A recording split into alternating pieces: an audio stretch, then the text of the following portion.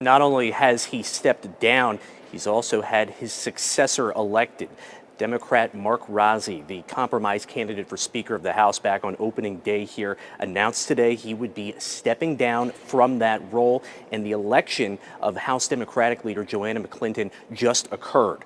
Earlier here in the House, we heard from Speaker Rozzi. He talked a little bit about his goal in trying to get legislation dealing with child sex abuse lawsuits passed and how he made that a priority. But he also acknowledged some of the limitations of the circumstances he's in right now. Obviously, he is able to wield a lot of control over the House, but not over the Senate, where there is some back and forth and dispute over how best to proceed with that particular legislative issue.